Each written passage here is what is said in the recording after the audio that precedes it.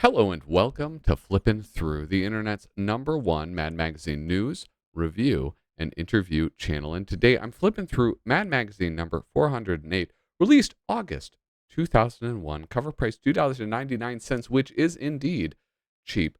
But before we do that, let me first say to you, please remember, hit like, hit subscribe, leave a comment down below. That's the best way to help this channel grow. And that's what we want, isn't it?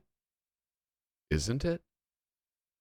Anyway, if you want to support me in another way, if you've already thumbed up every video, if you've already subscribed again and again, patreon.com/flippinthrough.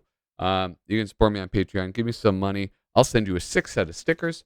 You send me more money, I'm going to send you some pretty awesome buttons, some custom buttons, hand pressed by yours truly. Okay? I'm a button man. All right? That's what they call me. Button Man McInerney. Here are a list of people that support me on Patreon right now: Jacqueline Goslin, Reflection of Perfection, Frank Snyder, Misamo, David Strickler, Megan McInerney, Shane Buckley, Bobby Weigel, Cam Hayden, Rob Wilson, Rod Mead Sperry, Andrew Goldfarb, Casey Orion, Little Cozy Nostril. Thank you guys so much for the support. I hope I can keep on earning it. With that, let's get going. Let's get into this. Wait, where's the most important part? There I am. We're flipping through this Mad Magazine. This is, I must say, one of the least memorable covers I've ever seen. I do love it, though. I love it because of this, the middle finger, the rude gesture. Mad Magazine loves that gesture, and so do I. If you support Freaky Magazine, you might have a freaky finger like that. Mad really screwed up not making mad fingers. Now Freaky has cornered the market on foam middle fingers. So anyway, where's Doug Guilford's Mad cover site? I have no idea who did this cover. CF Payne. CF Payne. Unrelated to PF Chang. CF Payne. Anyway. Oh, look we are in the 400s, the dark ages of Mad Magazine. So that's right. We have a new feature that is the ad alert. Here I have the top of the line ad counter. Osmosis Jones is our first ad. Holy smokes. What a dump of a movie. Just a real stinker. I don't know if that's true, but I'm saying it. All right. The truth of a statement has never prevented me from saying it. Okay. Mad Magazine number August 2001. What am I reading? What am I doing with my life? Horrible table of contents. Oh, ad alert. Oh, you guys, this is absurd. It's going to happen a lot. All right. I did a little preview of this one. I shouldn't even cap that marker. Okay. Corn nuts. This is the ad that I remember as a kid when the ads first started rolling out, just being like, what is a corn nut? And like, why? I mean, I knew what corn nuts were. I've been on a road trip. Okay. But why are they advertising them? It's not like, I don't know. Forget it. Let's not get into it. I don't want to get into it, guys. We're going to zoom in, though, on this. One of my favorite things, the Make a Dumb Wish Foundation. I don't know. It was like a fun thing that Mad Magazine did, and I'm glad that they did it. Oh, boy, my hair looks horrible. I was swimming today. Make a Dumb Wish Foundation. I've been a reader of Mad for a while. I would like to make a dumb wish. I can't stand those darn Entman's commercials. They drive me insane. In my nightmares, I feel like my 7th grade mind will turn into a donut and Whoopi Goldberg will come out and take a bite out of me. So please, accept my dumb wish for the Make a Dumb Wish Foundation and make fun of them in your magazine. Bill Reed. Oak Forest, Illinois. Ooh. Billy Boy, as you know, it's the sacred mission of the Make a Dumb Wish Foundation to grant dumb wishes whenever and wherever possible. But make fun of Entman's? Oh, those donuts. Some with chocolate, some with crumbs. And those rings with the creamy white icing. They just melt in your mouth. Entman's is one of God's greatest little gifts to the world. Ooh!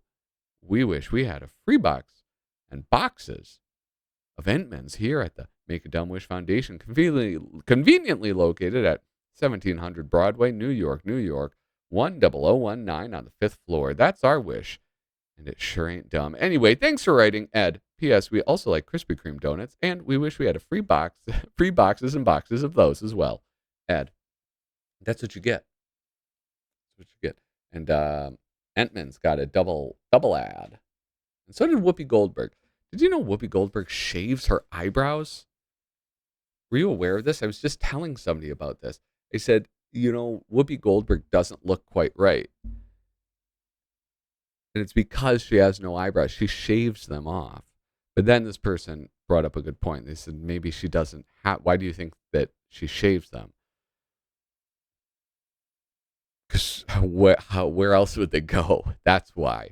How would you get rid of them if you didn't shave them?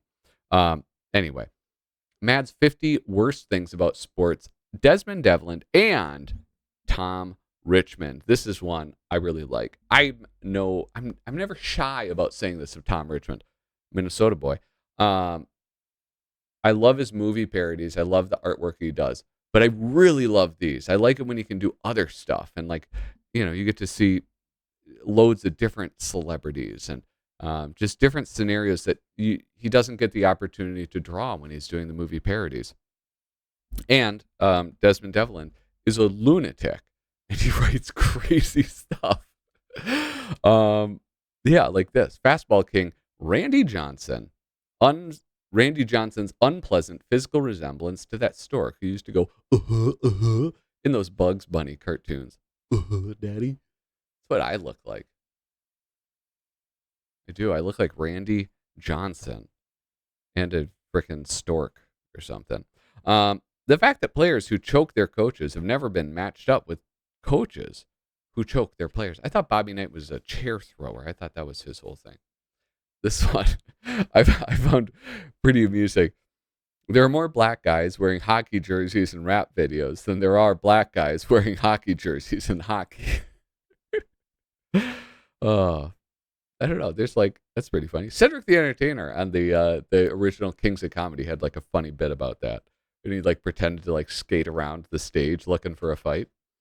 Mark McGuire's increasingly disturbing looking roast beef neck. In hindsight, very explicable. Very explicable. Same with Barry Bonds' physical changes. Here we have, let's zoom in on some of these illustrations. Olympic walrus Bella Carolali. I should know that guy's name. I remember this era of the Olympics.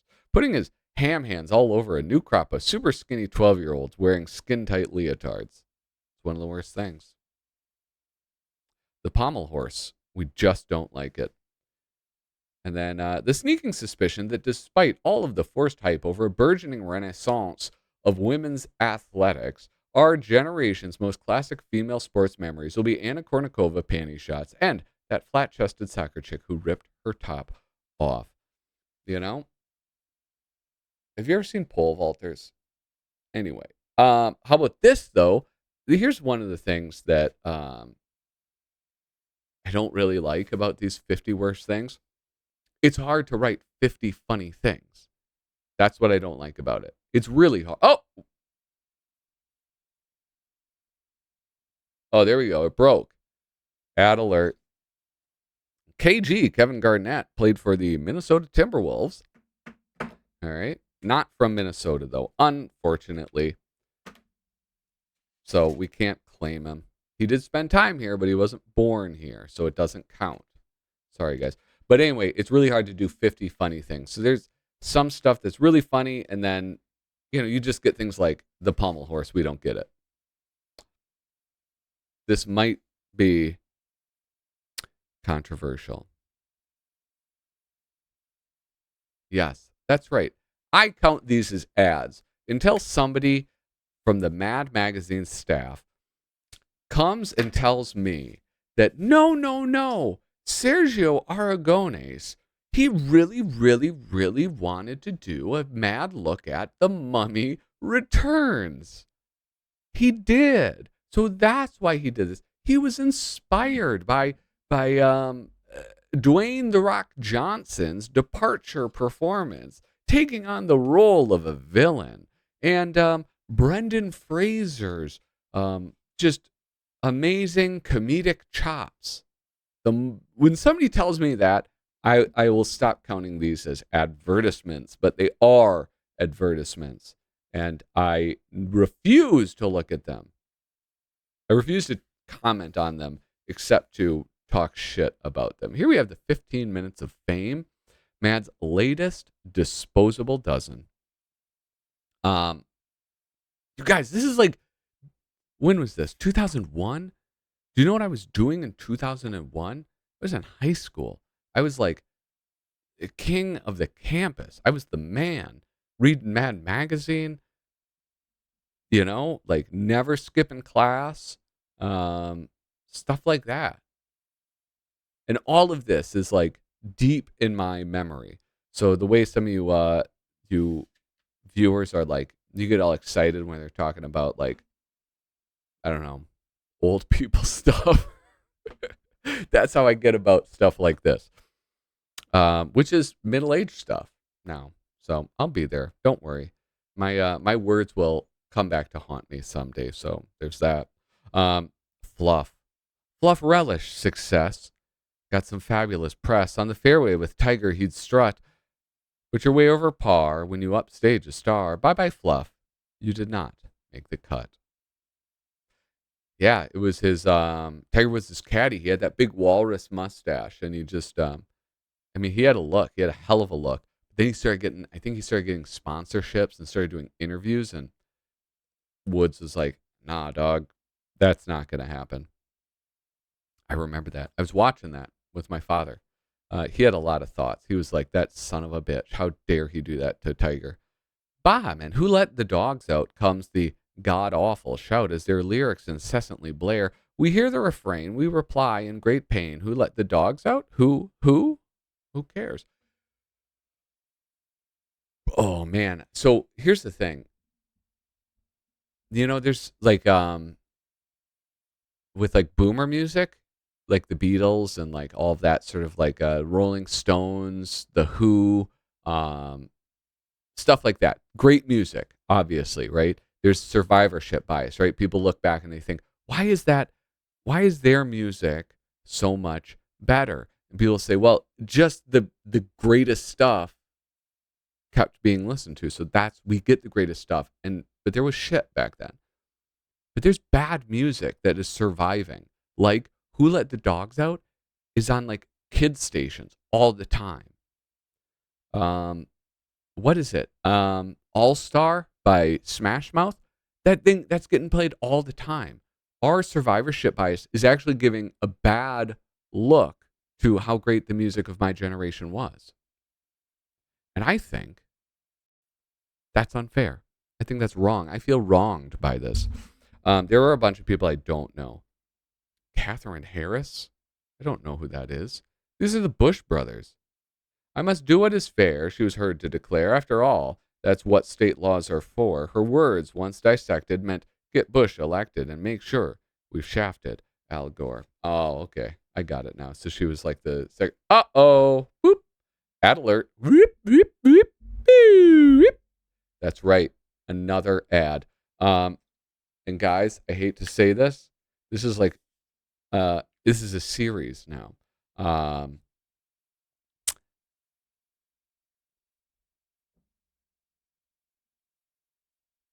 Whoop, whoop, whoop. Yeah, that's right. Again. Yeah. These are great cartoons, by the way. Courage the Cowardly Dog. Dexter's Lab. I mean, these are great. And then you just have this. You have a single thing. Boo, whoop, whoop, boo. Another one? What? Oh my gosh. I forget if there's some more. They have like 5 little pictures here. So it's possible that there might be a total of 5 ads. Here's the Garish Institute for Impulsive Plastic Surgery. Remember, April is Breast Augmentation Month. You guys remember that? What was that movie with Arnold Schwarzenegger? Total Recall? That was so great. That movie was when I became a man. We offer a full range of treatments, including penile resurfacing, strand by strand ear hair replacement, encrusted navel, sandblasted and excavated, goiter reshaping and shaving, testicular alignment, rotation, and balancing. I need. Um, Double chins, steam cleaned and flossed, nostrils scraped, and pressure washed. We've liposuctioned over 10,000 gallons of pure yellow congealed fat from our patients' thighs and buttocks. Come see every drop of it in our waiting room giant display tank. That is horrible. Oh, thank God. We don't have another Cartoon Network ad. The king size of queens. Why wouldn't they call it the king of queefs? Wouldn't that be? I mean, that's a funnier word than king sized. And I mean, like, we all know he's kind of fat. So it's like, it's a little, little lowest common denominator. Boom. House sad. I'm not going to count a house ad. That would be cheap. I will not count a house ad in this. Now, you guys might recollect this, the live stream that Kyle Bridget and I did a couple weeks ago, a mad peek behind the scenes at a national park. This is George Woodbridge, and then the color is Digital Chameleon. I was surprised to see it colored. George Woodbridge is not somebody whose artwork I picture. Oh, geez, the glare on these stinks. I don't picture his artwork as colored in my mind. But it's like, I don't know. I think Kyle was a little bit more critical of it than I was. I think it was a pretty decent job for one of these like old timey artists. Good coloring can really make a comic. With George Woodbridge, like his comic comes fully made and like fully realized. So really, all you can do is take away from it, unless you do a good job. Which I guess that is everything. But I guess what I'm saying is you're more likely to take away from coloring an artist like George Woodbridge than you would be to just leave it how it is. I don't know, but this is like decent. It's decent and it looks kind of cool. So I'm actually going to allow it. They did reach out to me and they said, "Would you allow this?" I said, "Yeah, I'd allow it." Out of business. Mad's Guide to Out of Business Themed Restaurants and the Reason They Went Belly Up. John Caldwell, artist and writer. I love these. I love him. I'm in love with John Caldwell. Nora's Ark. Nora's Ark. A reason for failure. It turned out that welding is just not a theme conducive to fine dining. Okay, who's got the sea bass turkey ham wurst fusion surprise? Nora's Ark. Because an arc with arc welding, you use. That's funny. That's very funny. And you guys don't appreciate that. The Sweaty Cup. Reason for failure. The so-called sports memorabilia adorning the walls left a lot to be desired. Pulled groin of pork sounds pretty good, I guess. The Spit and Dribble. Reason for failure. Trying to build a customer base on the premise that they're a chaw-friendly establishment was just a bad idea from the get-go. Will the lady require her own paper cup? No, I brought an empty Gatorade bottle. That's when I was in the Navy, people would have empty Gatorade bottles that they'd just be like spitting in. You'd find them sometimes, they'd be like a quarter full with just spit, brown spit from the tobacco. It was disgusting. Ted's Tall Order Tavern. Reason for failure. Waiters on stilts made some dinners a bit uncomfortable. Buck's Texas Chainsaw Steakhouse. Reason for failure. Tableside slaughtering is not as romantic as it sounds. God, I love the way he draws. Look at the way there's a lot of like sound effects being incorporated, and like this, the way the item falling goes in front of the sound effect is just so cool. Irv's Channel Marker. Reason for failure. Somehow the innate charm of dining al fresco on a working buoy maintenance barge just never caught on. Then Coral's Cafe. Reason for failure. All meals are served dysfunctional family style. Okay, you want mashed potatoes? There's your fucking mashed potatoes. That is like, isn't that like Joe's Crab Shack or something where like they're just kind of rude to you? And if you go to places like that, are you allowed to just be like, no, I just like the food. Just be nice to me. Reason for failure: the 2 waiters per table experiment just didn't. Good carp, bad carp. I didn't read the fucking title. Sorry. See, I'd like to bring you our oysters, Rockefeller, but my partner, he'd rather beat you silly with a fresh mackerel if you don't order the clams. Paul Salippo. What? God, there's so much I don't know about dining. It's embarrassing. Oh, you guys. Moving on. Monroe in the TV commercial. If you watch the one from last week, it was like one of the early Monroes, and it was way different. It was far fewer panels, much simpler story, way visually recognizable as this kind of Bill Ray does Harvey Kurtzman, but also way different stylistically.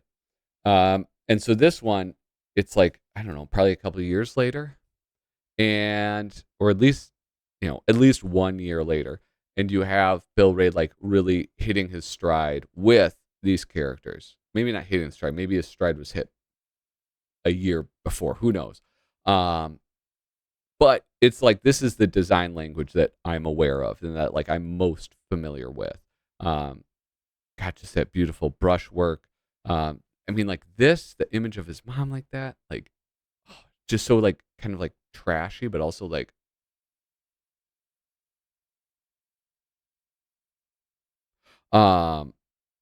his use of duotone, duo shade, craft tint, whatever the hell it's called, it's just so good. And then you have the writing, which is not something I talk about that often because Bill Ray didn't do it. And, I'm a Bill Ray fanboy. Now, just stay relaxed and get the damn job. Come here, Spitoo. Come on, Mom, lighten up on the loogies. Trying to make you look presentable. The hell is with your hair anyway?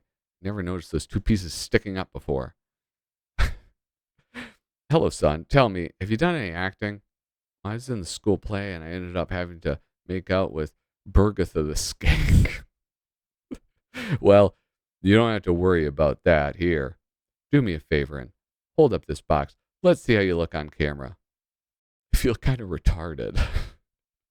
He gets that from his dad's side. Pay no attention to him, Mr. August. Monroe has been always dreamt of being in a commercial. I mean, like just right there in that short exchange. Can you think of a more 2001 comedic repartee? I had to make out with Agatha the skank, and I feel kind of retarded. I don't know. I love it. And it's great. But guess what, guys? Whoop, whoop, whoop, whoop. Now, you probably think I'm hitting it for this. I'm not. I don't know if you noticed, but it's corn nuts in the Monroe ad. So a little bit of meta advertising gets us one more tally mark, and then whoop, whoop, this for Time Crisis Project Titan. You get another ad. I should really keep track of the amount of ads over the series or over these years, but I don't, and it's too late. Unless somebody wants to go back and watch all of those ones, like in the 400s. A beautiful Spy versus Spy. Really cool. Like, look at how he showed it was glass. But wait, no. Is he showing it's glass, or is it just transparent so that we can see? Boom. Pop. He hops out. Oh, no. I think it is glass or something. I don't know. It doesn't matter. It looks cool either way. Dashboard idiot lights we desperately need. Obnoxiously loud booming bass is causing parts of car to fall off. Dead animal caught in the grill. Excessive nose picking by dry. Field attacked. Cat sleeping atop warm manifold has been pulled into the engine. Forgotten infant on top of car. I always like this sort of like industrial design stuff they do. I don't know. This is artist Scott Bircher. I don't know if he's like the guy they turn to, but whenever they do that type of thing, they always do a good job. Undumped ashtray has reached critical mass. People don't know about that these days. Oh, here we go. Ad alert. That's right. Even it's not a house ad if it's just your buddy. Okay. This is a comic for Sergio Aragones, one that I wasn't familiar with. So please, if you guys know about Fanboy, if I should check this out, let me know. There's like, look at it's a mini series by Mark Evanier, and Sergio Aragones with a little help from. Listen to these people who are doing this. Neil Adams, R.I.P., Brent Anderson, Brian Ballard, Dave Gibbons, Russ Heath, Phil Jimenez, Gil Kane, Joe Kubert, Kevin McGuire, Frank Miller, Jerry Ordway, I love Jerry, Steve Rude, Bill Sienkiewicz, Bruce Timm, yes, the man who invented Harley Quinn, Bernie Wrightson, and many others. That sounds kind of cool to me. I know people. Shane Buckley, I know you have this, so tell me about it, please. The shot of your image. This is like, I don't know. In this era, it was pretty great what Mad Magazine was doing with these fake catalogs. I think I loved the catalogs back in the day, back in like the late 90s, early 2000s. I would look at them for hours, especially Sharper Image. And then they opened a Sharper Image store, and I made my parents take me to it. Here's a take on Becker, which I think was Ted Danson, right? Pretty sure it's Ted Danson. This is a great Ted Danson. This Ted Danson sucks. What happened? Like, the guy from Cheers quit bartending and became a doctor. I think that's what happened. That's a bad Ted Danson. That's a bad Ted Danson. These Ted Dansons are really hit or miss. But yeah, I don't know. Here we have the celebrity cause of death betting odds. And who's doing it? My homie, Herman Mejia. And this is Carson Daly. Total Request Live. You guys remember that. Kills himself after realizing he's just Dick Clark minus 6 or 7 decades. He wishes that was the other guy. That was Ryan Seacrest. He's Dick Clark minus 6 or 7 decades. Dude, he fudged it up. Anyway. Has stroke, trying to think up interesting new ways of saying Britney and Backstreet Boys still on top 47 weeks in a row. Executed by MTV Top Brass for accidentally playing a video not on strictly controlled rotation list. Killed by bees in cross-promotion jackass stunt gone wrong. Shredded to death by braces of rabid NSYNC fans kissing him for keeping their video in the #1 spot. And shot in police standoff while refusing to vacate MTV studio at mandatory retirement of 29. The odds are 25-1 so far. Yeah, I don't think any of those are going to happen. Oh, look at, I said his name. And that caused him to appear. Brendan Fraser, Bridget Fonda, and Chris Kattan. Anyway, there's the 11th ad. And hopefully, final ad.